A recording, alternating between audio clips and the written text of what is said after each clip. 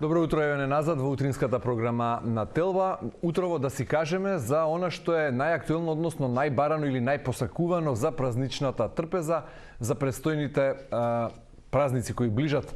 Прво Великден, а потоа и Бајрам. Тоа е јагнешкото месо. Гости на оваа тема се Моме Младеновски од Сдруженијето Праменка Овчеполка и Шабија Деми од овчарската фарма СГ Седларево. Господа, добро утро, добре дојдовте во студиото на Телма. Добре најдовме.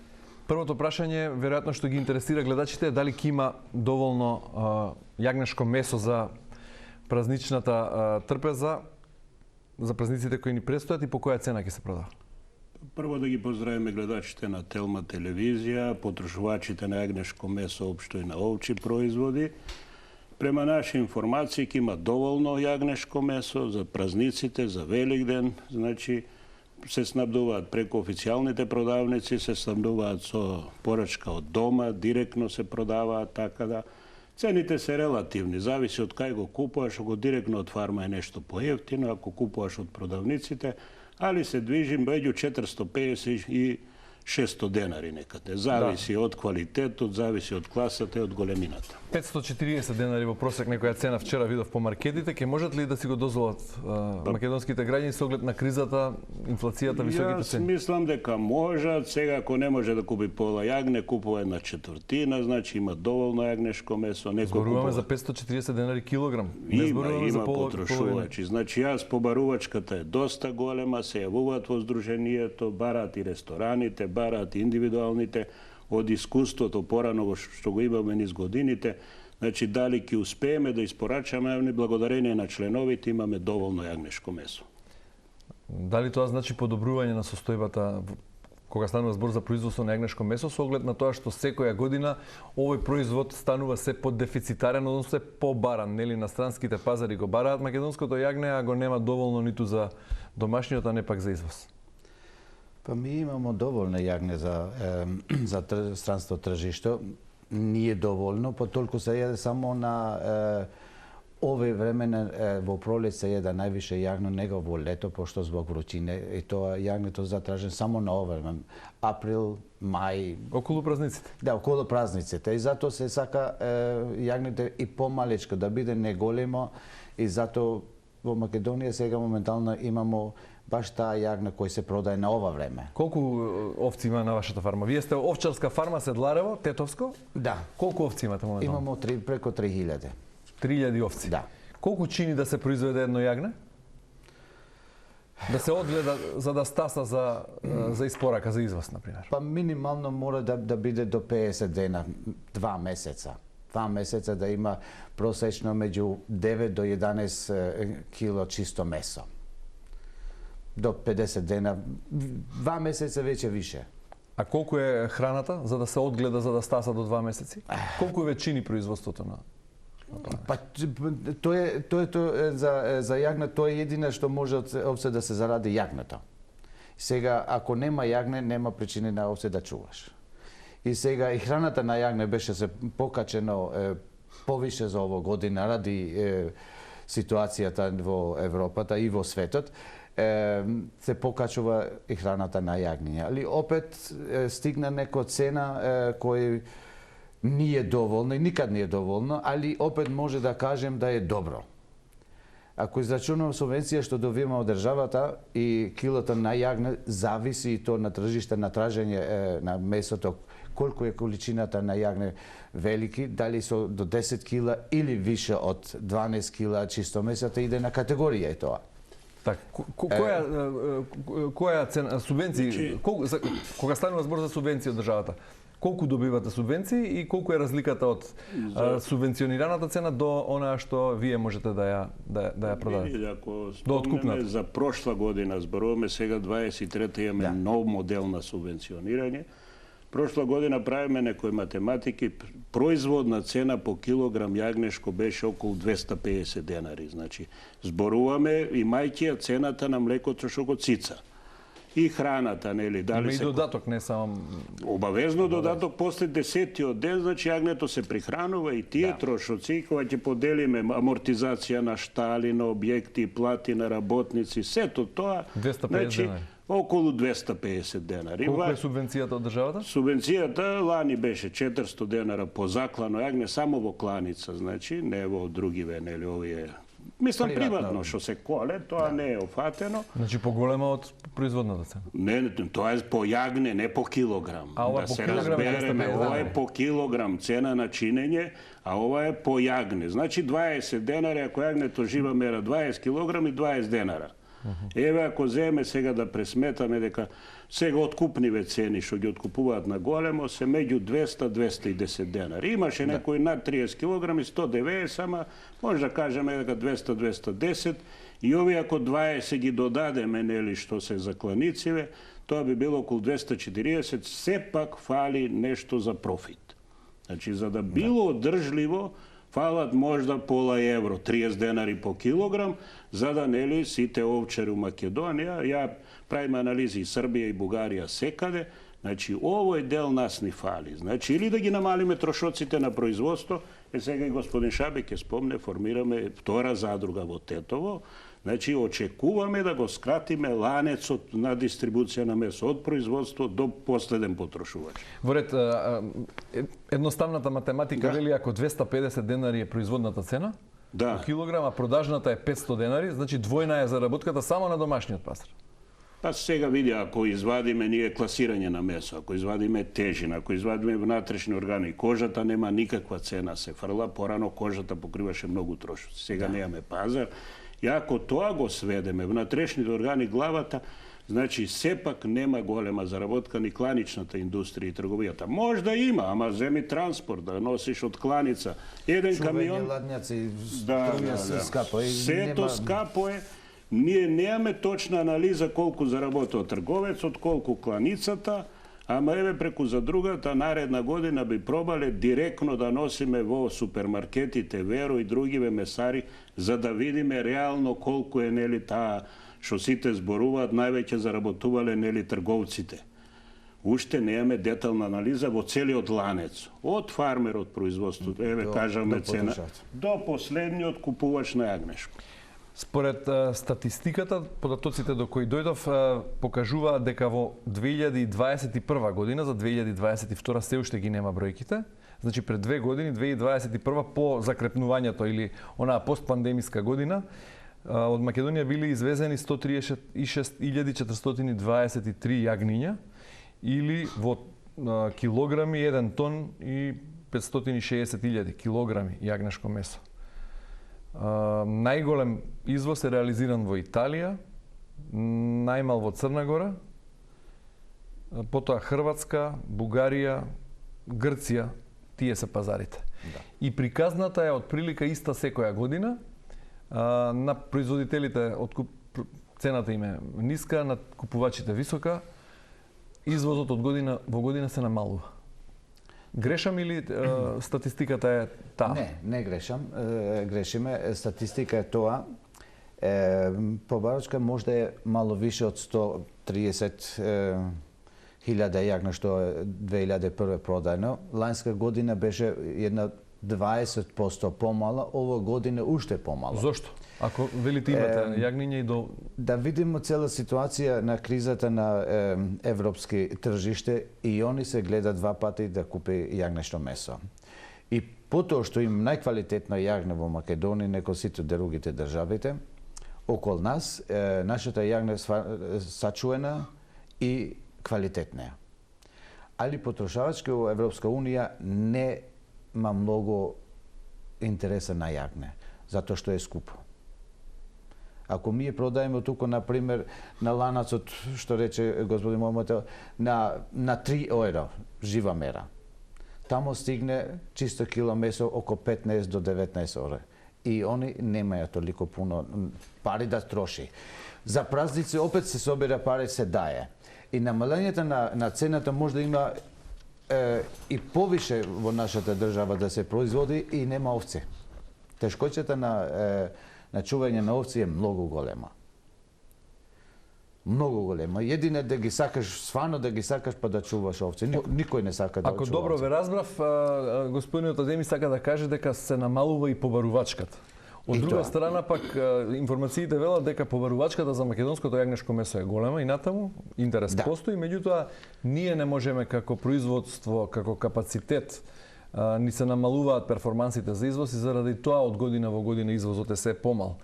Најдов една интернет страница Волца која го бележи извозот и на овчо месо, која покажува дека во 2022 во минатата година, тоа уште го нема во официјалната домашна статистика на Народната банка или на Државниот завод за статистика, меѓутоа на оваа интернет страница се вели дека македонските фармери полека но сигурно ги губат пазарите во Италија и во Грција, барем што се однесува до 2022 година, и на место на македонското јагне во Италија на трпезите завршува холандското јагне. Значи набавуваат од Холандија и од Полска. То не може да кажем дека од Холандија или од Полска другите јагнешно месо да се донесе во Македонија. Тржиште е отворено. Се носи, се одведе и тако. Нашата јагна е свано поквалитетна. Ако једеш, на пример, сега вика немој да јадеш јагнешно месо, тоа е многу за јадење не е добро. И кога прашаш лекарите, каже немој да јадеш, мрсно е многу. А што ќе правим со холандешка јагне и полска јагне, оно се помрсно него нашата јагне. Нисам доктор, али може да велим дека јагнето, ако е до 10-11 кила, тоа е чиста природа, слобода јади, нема мрсноće, нема никакви проблеми. Ако се расте од 15 кила, поголемо јагне, тока имаш со мрсноćата проблеми. Можда има, докторите си знаат подобро. До 10 кила да јадеш, најздраво сламо што има од јагнето е најквалитетна меса. Да, до некоја возраст јагнето само цица млеко од мајката овца. Да, само млеко, нема никакво лојте од од што другаде. го храните? Што е додатокот во исхраната? Па тоа има неки измешано од пшеница, кукуруз и нешто тоа измешано, сам ги измеша, некој се купува, има фабрика кој тоа веќе... Од каде набавувате храна? Ова година сме од Прилеп сме земали, битолски Прилеп, не знам како се вика. Од дома, од Македонија? Од дома. Има неки увоз кој од Србија зема тоа. Една година се пробал, него сакаше јагне, има некој се фали за тоа, некој се фали за тоа, како се снајде. Рековте имате околу 3000 овци на фармата. Колку вработени имате? 12. Можат да стасаат се да обслужат? Не. Треба уште. Двојца ти треба само за годишни и за некој боловање кој има. Зошто не вработите повеќе? Нема. Не сака никој да работи или пак не стига? Тоа е една посебна песма, ако се збори сега за овчарите, имамо многу да се каже тука. Никој не ја сака. И да му даш пари, не ја сака. Има, и баш синој ке се сетев од почетка мој годишне, да мои стари родители увек се имали овци. Со овци се живели сите. Немаше друго производство по селама, по планинама. Кога видимо 50 години и навамо, никој не е работи за ова гранка. Никој не работи за добро за сточарите, за овчарите, за планината, пристапо на шталите, на планинско место, пи и руларни патот. Се размислам зашто кога беше Југославија. Директорот ЕВН беше, или како се викаше, електросветлост. Директор на големите фарми кои сме имали Македонија, имаше ли по 15-10.000 овци, 7.000, да ги изло, имаше поголема. Сите су беа другари. Никоме не му текнал да носи струја до кај шталите. Или па вода. Никој, се су другари. Сега да тражиш нек струја во шталите кошта преку 20.000, зависи теренот колку дие. Нема и не ти донесе. Немате струја сега на фармата? Никој нема струја, само со тие волтажи се мачи и тие се добри, али има проблеми сега на ова време, има проблеми и многу су како се каже, треба увек да имаш мајстор околу себе. Да, осетливо. Колку е просечната плата во вашата фарма? Ми плаќаме негде околу 300 евра чисте пари. И што име работата на овчарите, што треба да прават? 24 сати на нога. Што треба? Ти ги пасиш да ги чуваш, те доаѓаат, ама. И затоа на ова гранка ми плаќам, има, да кажеме отворено, тоа е пријавен 300 евро. Има луѓе кои плаќаат по 1000 евро на овчарот. И тоа му е мало на овчарот. Ако мене ме боли сега да платим овчар 1000 евро, али на овчарот е опет мало. Он е 24 сати зафатена. Мислим, и он спие. Али секогаш буден да одма на кретање да биде. Ако се слуша нешто волца, ово, оно, мора да стане. И стане, не мора него стане сам себе. Тоа не му дава душа да волти влага во штала и да спиеш нека... Имате ли проблеми со волци? Нема толку многу. Нема. Се види некогаш, па и нема никој не му кува дома. И мора да тражи. Али нема многу волци. Така, а овие овчари живеат тука во близина на фармата, заедно функционираат? Да, заедно, да. Они живеат тука. Ту би треба помоќ од да би стимулизирали на овчарите, треба да се дае посебна пара. Не од газите што ги плата, него има некој сега зема и неки социјални помоќ кој како што и не се пријави. Сакам да ги пријавим. Да има и пензија, да има и боловање, ово не можам да чунам тоа. Колку му вреди тоа? Не сака земам нешто помоќ, ми скиде тоа. А ја би повикнал на сите и на министерите и на државата, не мислам се на овчари да му дај тоа иста социјална што му стои, да не му се скине и ова што зема на црна све да зема по едини човек што работи 24 сата. Сте разговарале со луѓе од Министерството за земјоделство, со надлежни, со политичари, кога доаѓаат политичарите кај вас во Седларце? Им кажувате за проблемите? Не кажуваме, имамо често разговори во Министерството и менјамо зборови ово оно, али да збориш повише опет и на овчарство сега почна да се влага на политички системи, на партиски. Тоа не би требало тоа. Кој партија, кој си? Тоа што треба, што ето треба. И тоа некако и опет се измеша. Тоа ти вели од почетката на ова гранка на држање на овците, а ова тоа е многу битно за нашата држава. Многу битно. Немам технологија ми немамо. Имамо само тоа. Природна, што може да изработимо и тоа, поготово овчарство или полјопривредна, тоа остане назад. Никој не е помогнал и сви су сакали, обеќава. Едини што сега, овете 4 години што се бавам со овце, или 5-та година сега, на ова време плачен субвенција на време. Прв пат. Добро. Тоа е позитивно. Јагнешко месо, произведувате и млеко, веројатно? Да. И млеко имам. Дали сте задоволни од продажбата на млекото, од откупната цена за млекото? На кои млекарници го продавате млекото? Па има разни кои су поблиску кај се наоѓаш и да кажемо иде од Полог за Велес за зема млеко, пошто во Тетово нема толку млеко на зимскиот период, пошто иде се на зимски период околу Велес и Девгелија Штипиде и нема во Тетово толку овчена млеко и они од Тетово иде до Велес да зема. Тоа е потрошувачката. Цената на млеко о кој се мачемо е многу мало. За потрошачи е голема. Не може да плати сега околу 58 динари или до 60 динари кило на млеко.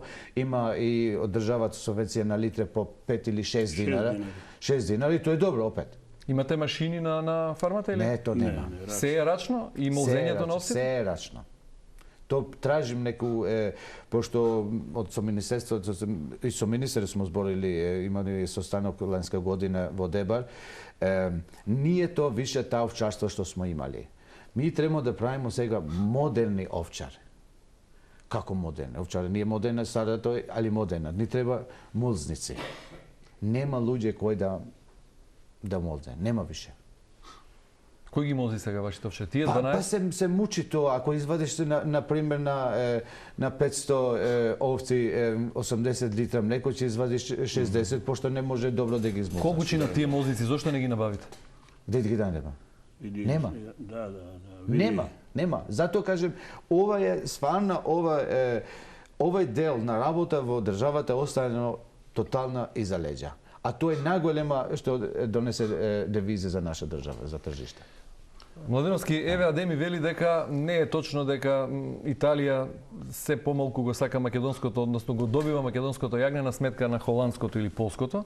Какви се вашите сознанија и информации за конкретно за минатата година? Ја, значи, македонското јагне што се извезува, како уште не е брендирано, али како држава оди, меѓу најквалитетните јагниња е во свет. Значи, благодарение на природата што постои, значи, има ли некој официјално мерење или според кои параметри е оваа оценка дека македонското јагне? Заедно со Шаби бевме во Торино, носевме македонско јагне, 15 јагниња во Торино на Тера Мадре, 135 држави беа. Добивме сите одлични оценки. Има прилика да го пробува македонското јагне цел свет, правиме пазарно истражување. Истото е направено Мостар. Значи имаме феноменални ефекти од Македон, мислам, по квалитет што е јагнето.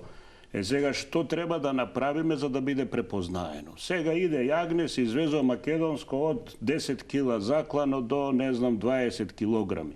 Не се категоризира. Не. И точно се европските правилници. Сега можам да спомнам дека исто работиме на овчеполсково јагне и на шарското јагне, кое јагне ќе биде брендирано до 13 килограми заклано и очистено, кое треба да има топ цена и на секое продажно место да стои точно кој е производител, која е организацијата која го произведува. И где се Да, и кај се произведува, за да биде препознаено. Сега трговците што прават? Носат македонско или не знам романско јагне, ние не знаеме дали романското иде како македонско тамо на мало, можна на големо иде, има нели евиденција, ама на мало тоа се меша. Дали во Македонија во домашните месарници и продавници може македонско јагне да се декларира, односно странско јагне да се декларира како македонско? До сега никој не троши странско јагне во Македонија, значи само се реекспорт се прави. Српско се коле, како српско се извезува. Само е услугата во Македонија кланична.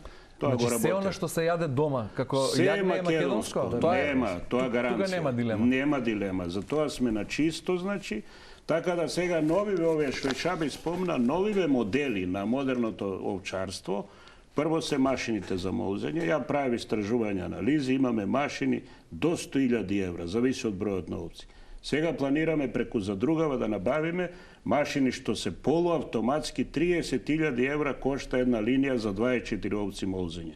Брзината на молзење, двајца треба да седат и брзината е негде од 3 до 4 минути за 24 овци.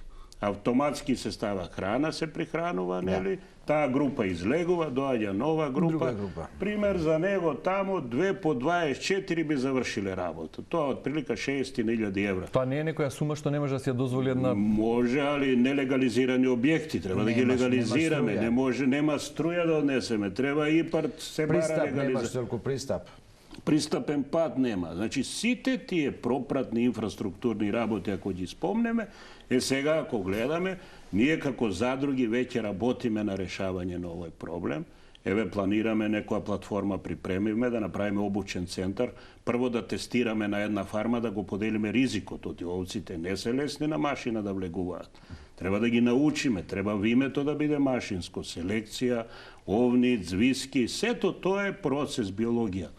Кога ќе го средиме на една фарма, планираме сега да направиме во април една обука за мандраџии, пошто најдефицитарен стана мандраџиите.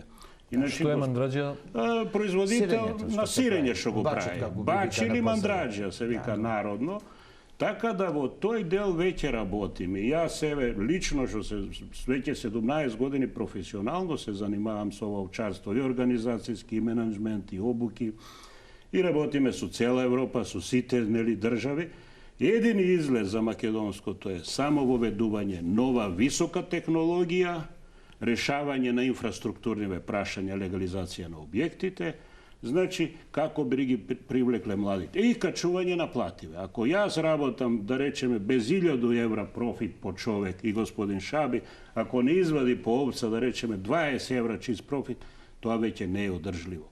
Значи сега заедно се здружија и они во Тетово имат задруга, ние овчеполскава раса, они шарпланинската и се надаме дека уште неколку 4-5 задруги се формираат во Македонија и требало би задругиве да станат лидери, али модерни задруги, не оние стари што беа административни. Овие се маркетинг и едукативни задруги кои водат со иновативна технологија. Двете сорти се автохтони, специјални и добро Раси, да. и прочуени и познати во светот, и шарпланинската и овчеполската, Да. меѓутоа која е поквалитетна? Па уште не сме направили стражување. Не сте издебатирале меѓу Уште не сме тоа направиле.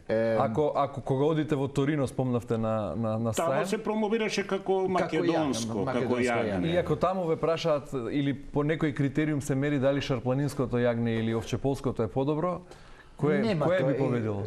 Не знам, тоа не може да кажемо иста. Кај нас веćина овци су мало прекрстени.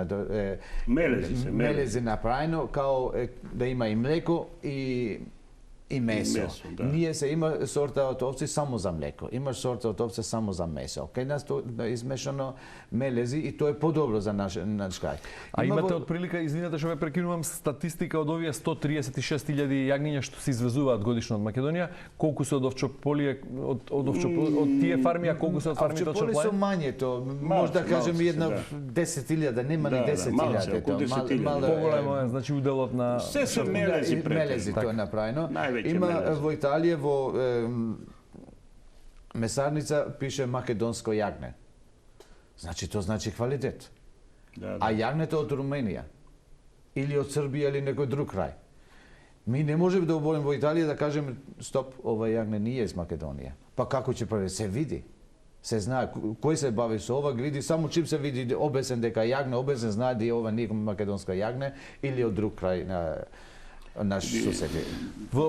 Пред распадот на поранешната заедничка држава, времето кога го спомнува Адеми дека директорите тогашни не ги електрифицирале фармите и не донеле вода. Тоа се чудим. Во Македонија имало 2,5 милиони грла Точно, овци.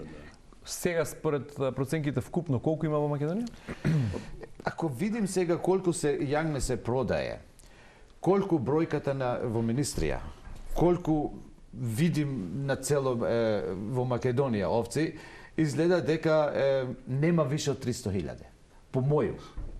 Ако се продае 130.000 јагне, да кажем за приплод остае неколку 50.000.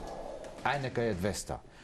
Има некој што не пријавен неко 100.000. Значи преко 350.000 не верувам да има. Во список има Министерство негде околу 600.000-650.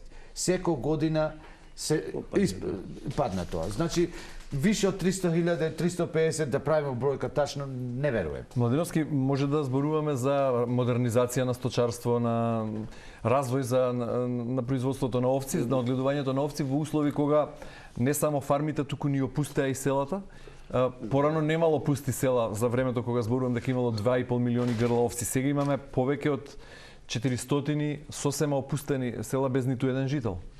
Иди, значи, јас како ја гледам, пример, како организација, сега би зборувал и некоја стратегија се спрема до 42-а. И гледаме Европската агенда до 2030 година, гледајќи ја нашата македонска развојна, нели, оваа стратегија за селата, према мене она, имајќи го искуството од регионот, нели, Европа, кој е лидер во водењето на развој на села и ревитализација, управо затоа се залагаме за овие производни организации. Овие наши задруги што сега ги правиме, треба мала корекција да направиме да поминат према европските стандарди и законот за уредување на заедничката пазарна организација во производна организација. Така да мислам дека ние за наредниве 4-5 години, имајќи поддршка од македонската влада прво, сега ни треба многу писмени, вешти луѓе и ова што го спомнав за да пишуваат европски проекти. Огромни пари чекаат, погранична соработка, европски фондови, агендата европска е агроекологија до 30 година 25%, 30% ради заштита на животна средина и користење на планините, на водите. Управо тоа на Македонија и треба. Ако сето тоа го направиме, со овие задруги планираме да направиме и советодавни служби внадрево за другите да бидат вешти и спремни да носат проекти да пишуваат, писмени луѓе. Тоа малце да ја убедиме јавноста македонска, прво потрошувачите, дека не можеме ние у Скопје да седиме да живееме и некој за ефтини пари, нели што живее, што се мачи цел живот, да произведува ефтина храна. Тоа е неможно во пазарна економија. Затоа сега еве моја препорака да завршиме, нели да честитаме празници, нели на сите вероисповести, нели? Значи, ние пратиме традицијата, сите организацијски развој правиме, пишуваме проекти, модернизација, ќе ве поканиме, ќе имаме обука на мандраџи, на овчари. Овчарството модерно бара писмени луѓе, не може тоа, не е едноставно. Едно недомолзување, нема млеко, нема профит, нема бизнис и решавање на земјишната и пасишната политика. Тоа мораме да го решиме. Без тие услови, струја што спомна господин Шабиш, кое време сме 21 век да немаме струја, да немаме вода на фарма, 3000 овци без вода, без струја. Тоа е неможно више.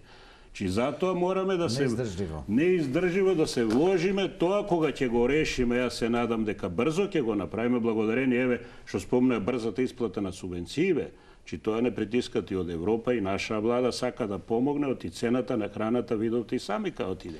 Да, почнавте многу оптимистички дека јагнек има и за домашните има тоа, има. И за домашните потрошувачи и за извоз, а завршивме со тоа дека нема ниту струја ниту вода на фармите. Така е. Што многу предизвици пред вас, меѓутоа ете али љубовта не води, љубовта кон природата не води во оптимизам. Да, не е само професија, туку и страст. Но гледачите може да бидат спокојни, за Бајрам и за Великден ќе има доволно јагнешко месо. Младеновски и Адеми, ви благодарам многу за гостувањето во утринската на Телма. Ви благодарам и на вас. Да, почитувани, вие останете со нас и натаму. Во студиото се врати Ненад, доаѓа и Кате, а прво одиме на лице место со Марија, следете ни натаму.